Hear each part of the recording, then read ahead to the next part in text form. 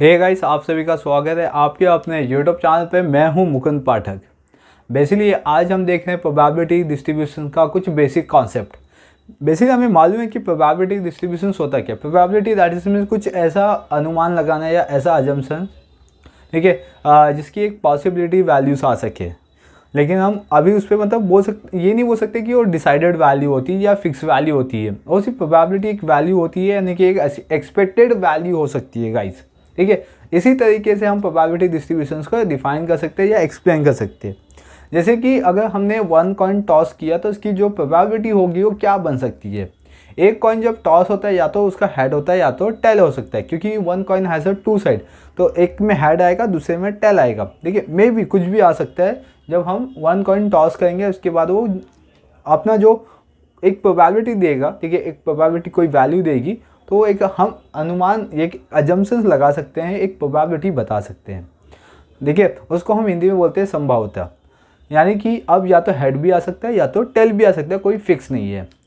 Same उसी तरीके से अगर हम 2 कॉइन टॉस करते हैं तो दोनों कॉइन पे क्या होगा क्लास, हेड हो सकता है या तो दोनों कॉइन पे टेल हो सकता है। या तो एक कॉइन पे हेड होगा या तो टेल होगा, या तो फर्स्ट कॉइन पे हेड होगा, टेल होगा, और सेकेंड कॉइन पे हेड होगा। तो ये प्रोबेबिलिटी यहाँ पे बन सकती है। तो 3 कॉइन में भी ऐसे ही है। और डाइसेस प्लेल है, ठीक है, तो 1 डाइस थ्रोन, 2 डाइस थ्रोन, तो उसकी प्रोबेबिलिटी बन सकती है गाइस, ठीक है। तो लेकिन हम उस पर कोई फिक्स नहीं कि कौन सी प्रोबेबिलिटी ही कंफर्म है। तो इसीलिए हम प्रोबेबिलिटी डिस्ट्रीब्यूशन सॉल्व करते हैं कि ताकि हम एक पर्टिकुलर कोई वैल्यू का एक अजम्पशन वैल्यू बता सके, एक एक्सपेक्टेड वैल्यू बता सके गाइस। तो अब क्या करना है, अब हमें यहाँ पे क्या सीखना है, कुछ बेसिक टर्मिनोलॉजी सीखनी है। जैसे कि यहाँ पे आप देख सकते हो कि प्रोबेबिलिटी डिस्ट्रीब्यूशंस मैंने बता दिया। अभी तो मैं सिर्फ प्रोबेबिलिटी बताया हुआ है, प्रोबेबिलिटी डिस्ट्रीब्यूशंस नहीं बताया हुआ है। नेक्स्ट, रैंडम वेरिएबल क्या होता है क्लास, ठीक है। रैंडम वेरिएबल जैसे हमने बहुत सारे मैथ्स के कॉन्सेप्ट सीखे हुए हैं, ठीक है। 8, 9 में भी सीखा हुआ है हमने, 11th में भी सीखा कि रैंडम वेरिएबल्स होता है। Random variable that is means हम क्या कहते हैं कि किसी भी इवेंट को करने के लिए एक रैंडम वेरिएबल कंसीडर करते हैं। जैसे कि फॉर एग्जांपल मैंने अब आपको बताया कि हेड हेड टेल टेल, देखिए मैं यहाँ पे लिख देता हूँ कि अगर हमने 2 कॉइन टॉस किया हुआ है तो उसकी प्रोबेबिलिटी क्या बन सकती है, तो उसका रैंडम क्या बनेगा। तो फर्स्ट वन हमें यहाँ पे सैंपल कंसीडर करना होगा कि सैंपल में क्या हो सकता है, ठीक है। 2 कॉइन टॉस पे हेड हेड, हेड टेल, या तो टेल हेड या तो टेल टेल, राइट गाइस। या तो दोनों कॉइन पे हेड आ जाए, फर्स्ट कॉइन पे हेड, सेकंड कॉइन पे टेल, फर्स्ट कॉइन पे टेल, सेकंड कॉइन पे head and tail tail, right. तो ये कॉन्सेप्ट यहाँ पे है। और इसका नंबर ऑफ सैंपल स्पेस कितना होगा, इसका नंबर ऑफ सैंपल स्पेस कितना होगा, 1 2 3 4 टाइम पे ऐसा एक सैंपल हम बना सकते हैं कि यस 4 टाइम हो सकता है इसकी कंडीशंस। देन हम देख रहे हैं रैंडम वेरिएबल्स। रैंडम वेरिएबल यानी कि वहाँ पे ऐसा हो कि गेटिंग अ हेड, ठीक है, गेटिंग एटलीस्ट 1 हेड भी हो सकता है, गेटिंग एटलीस्ट 1 हेड, ठीक है। अगर हमें एटलीस्ट बोला मतलब एक हेड मिला तो भी चलेगा, या उससे ज़्यादा मिला तो भी चलेगा, राइट। लेकिन उससे कम नहीं होना चाहिए, एक से कम नहीं होना चाहिए। तो एक तरह का ये रैंडम है, गेटिंग एटलीस्ट 1 हेड। ये क्या हो गया कि आपका रैंडम हो गया, देखिए। और इसके बेस पे आपको वेरिएबल्स फाइंड आउट करने का, ठीक है। तो ये आपने बेसिक कॉन्सेप्ट बचपन में कर लिए, यानी कि 10th 11th में ही कर लिया हुआ है गाइस। तो चलिए अब मुझे क्या करना है, यहाँ पे रैंडम वेरिएबल्स देखने की क्या क्या हो सकते हैं। तो रैंडम वेरिएबल में मतलब मुझे क्या होगा कि दोनों कॉइन पे हेड मिलेगा, मे बी, ठीक है। दोनों कॉइन पे क्या मिलेगा, मुझे हेड मिलेगा। या तो मुझे एक ही कॉइन पे क्या मिलेगा, हेड मिलेगा, या तो मुझे दोनों कॉइन पे हेड नहीं मिलेगा, राइट। दोनों कॉइन पे टॉस मिलेगा, सॉरी हेड मिलेगा, 1 कॉइन पे हेड मिलेगा, या ऐसा कोई कॉइन ही नहीं होगा जिस पे मुझे हेड मिलेगा, यानी कि सिर्फ टेल मिलेगा गाइस। तो इस पे देख सकते हो 1 टाइम क्या हो सकता है, हेड मिलेगा, ठीक है, और इस पर 2 टाइम हेड मिलेगा। तो ये मेरे रैंडम बन सकते हैं, ठीक है। अब इसी रैंडम के बेस में क्या कर सकता हूँ, एक टेबल बनाऊंगा, तो उसको मैं बोलूँगा रैंडम वेरिएबल के बेस पे, ठीक है। रैंडम वेरिएबल के बेस पे एक टेबल बनाऊंगा, उसको बोलूँगा प्रोबेबिलिटी डिस्ट्रीब्यूशंस। अब ये किस तरीके से होगा गाइस, ये तो मेरा रैंडम वेरिएबल्स है एक्स,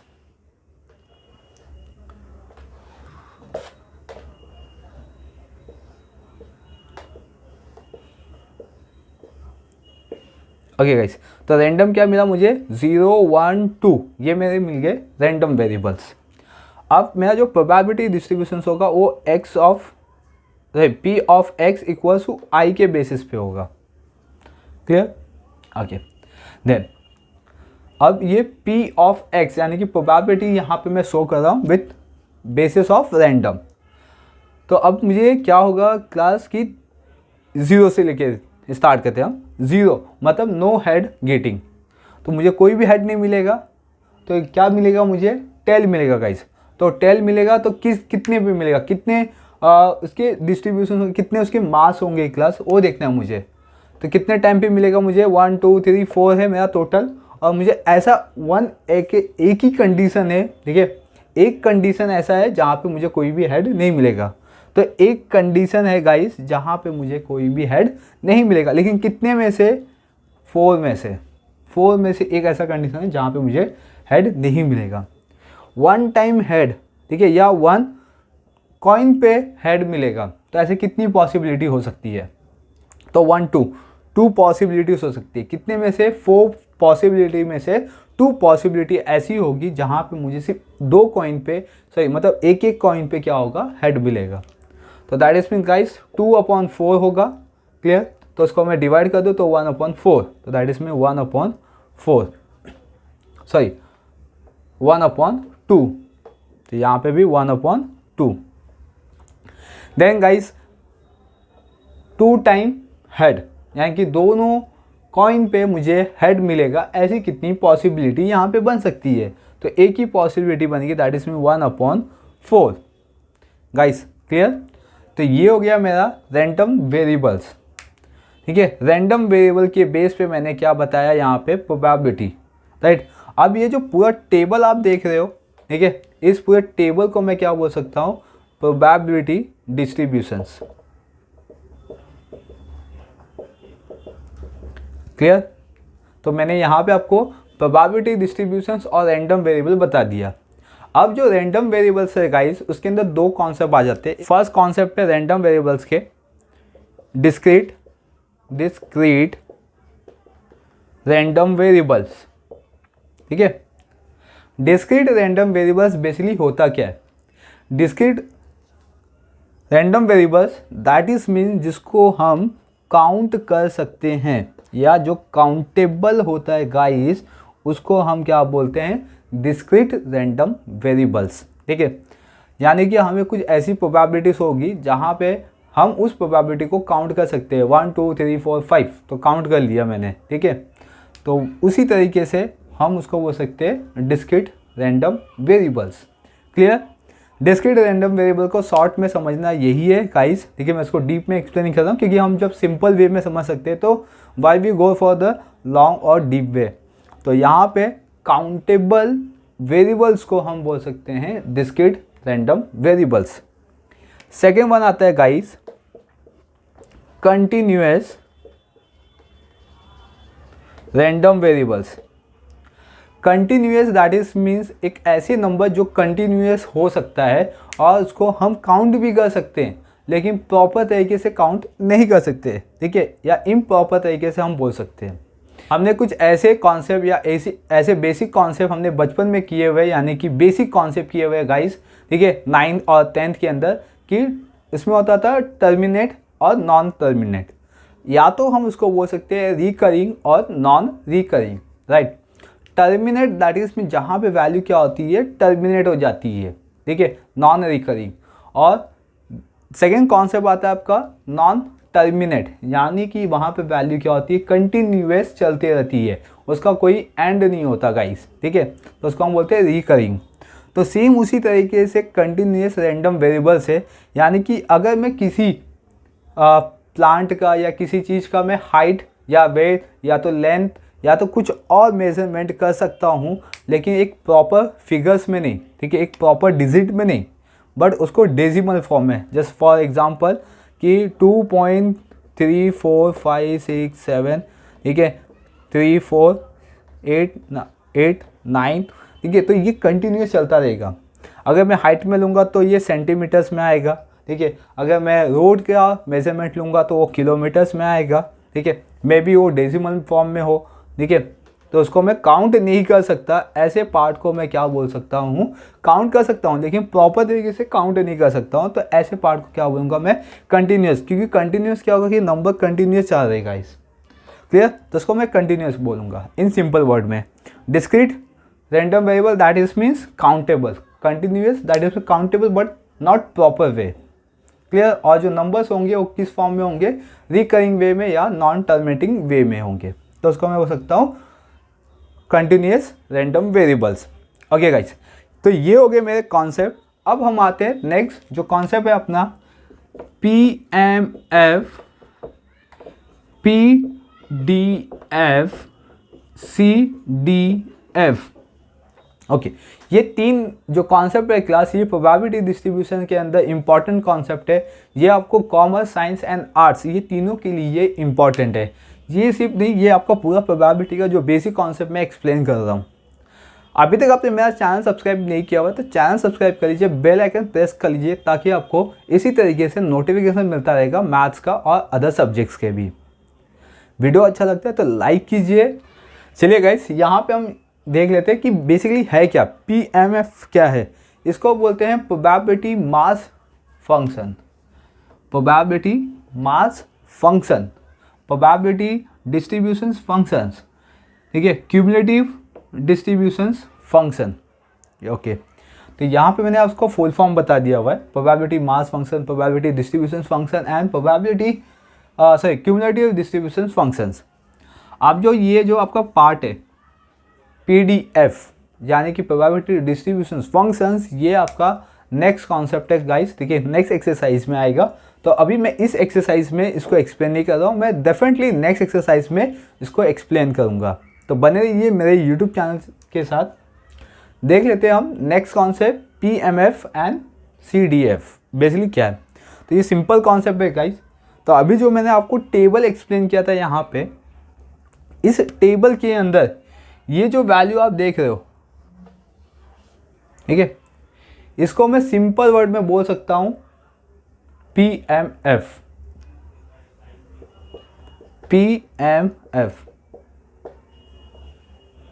राइट। कितना इजी है ना गाइस, समझना कि जो मेरे पास P की वैल्यू जो आई है वो मेरी वैल्यू क्या होगी, PMF होगी, ठीक है। इसको हम प्रोबेबिलिटी मास फंक्शंस भी बोलते हैं। ओके, और इसकी वैल्यू होती है गाइस हमेशा 1। क्या होगी इसकी वैल्यू 1। तो आप इसको प्लस करके देख सकते हो, आंसर आएगा आपका 1। जैसे कि 1/4 प्लस 1/2 प्लस 1/4, तो दैट इज मीन्स इसको मैं प्लस कर लेता हूँ गाइस।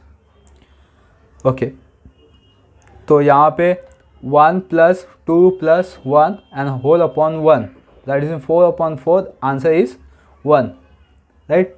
तो ये हो गया मेरा probability mass function, clear. Okay, next one आते हैं गाइस अभी CDF यानी कि क्यूमुलेटिव डिस्ट्रीब्यूशन फंक्शंस। याद करिए अपना 10 का सिलेबस गाइस, वहाँ पे था स्टैटिक्स, राइट। और स्टैटिक्स में आपको था मीन, मीडियन, मोड, और एक मेन जो पार्ट है क्लास, इसके अंदर हमने किया था CF यानी कि क्यूमुलेटिव फंक्शंस, राइट, या क्यूमुलेटिव फ्रीक्वेंसीज, ये हमने किया था। अगर आपको याद आएगा गाइस, तो हमने कुछ इस तरीके से किया था CXF 1 2 3, ठीक है, 4 6 7, और इसका CF आएगा गाइस, ठीक है।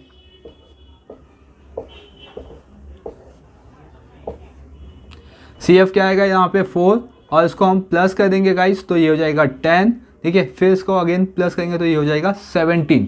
एंड देन क्लास अगर मैं F यानी कि फ्रीक्वेंसी को भी प्लस करता हूँ तो इसकी वैल्यू क्या आएगी, ऑब्वियसली 17, राइट। तो यही था आपका क्यूमुलेटिव फ्रीक्वेंसी, राइट। इसी के बेस पे आपका सॉल्व करना है CDF यानी कि क्यूमुलेटिव डिस्ट्रीब्यूशन फंक्शन। ये हमने क्या किया हुआ है क्लास, डिस्ट्रीब्यूशंस किया हुआ है प्रोबेबिलिटी। अब हम सॉल्व करेंगे क्यूमुलेटिव डिस्ट्रीब्यूशन फंक्शंस। तो चलिए गाइस, यहाँ पे देख लेते हैं क्यूमुलेटिव डिस्ट्रीब्यूशन फंक्शन किस तरीके से कर सकते हैं। तो जैसे यहाँ पे मैंने टेबल लिखा था guys, x P of x, ठीक है, और इसका हम cumulative distribution function find out करेंगे। देन गाइस यहाँ पे था आपका 0 1 2 एंड देन यहाँ पे 1/4 1/2 एंड 1/4, राइट।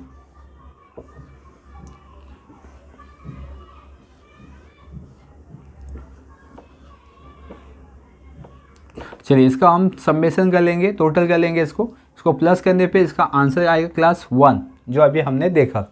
अभी सेम जो 1 है यहाँ पे भी आना चाहिए, तो देखते कैसे।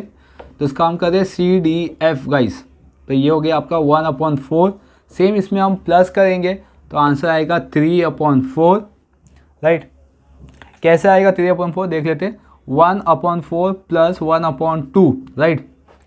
मुझे यहाँ पे डिनोमीटर सेम करना है, तो क्या करूँगा मैं 2 से मल्टीप्लिकेशन कर दूंगा, तो 2/4 दैट इज 3/4।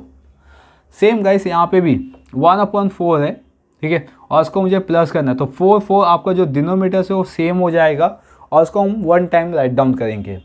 तो 3 + 1 दैट इज में हो जाएगा क्लास 4, ठीक है, और 4 डिवाइड बाई 4 करेंगे तो आंसर कितना आएगा गाइस 1। तो मैं यहाँ पे 1 लिख देता हूँ, 1। तो ये हो गया मेरा CDF, राइट गाइस। तो ये हो गया आपका CDF किस तरीके से फाइंड आउट करते हैं। लेकिन गाइस अभी हम आते हैं फिर से अगेन PMF पे, ठीक है। PMF में यहाँ पे कुछ फॉर्मूलाज है, उस फॉर्मूलाज को हमें सीखना है एंड देन इसके बेस पे हम नेक्स्ट वीडियो में सम सॉल्व करेंगे। तो चलिए गाइस आते हैं हम PMF पे, ठीक है, और ये जो कॉन्सेप्ट है मैं उसको रफ कर देता हूँ, आप उसको नोट डाउन कर लीजिए। ओके गाइस, अब हम यहाँ पे देखेंगे PMF यानी कि प्रोबेबिलिटी मास डिस्ट्रीब्यूशन फंक्शंस का फॉर्मूला। तो बेसिकली गाइस इसके अंदर आपका आएगा एक्सपेक्टेड वैल्यू यानी कि E ऑफ X यानी कि expected value of random variables, and next one आएगा आपका variation of X and after that standard deviations, ठीक है, यानी कि सिग्मा। ये 3 वैल्यू आपको यहाँ पे फाइंड आउट करना होगा गाइस। चलिए गाइस यहाँ पे अब देखते हैं एक्सपेक्टेड रैंडम वेरिएबल्स क्या हो सकता है।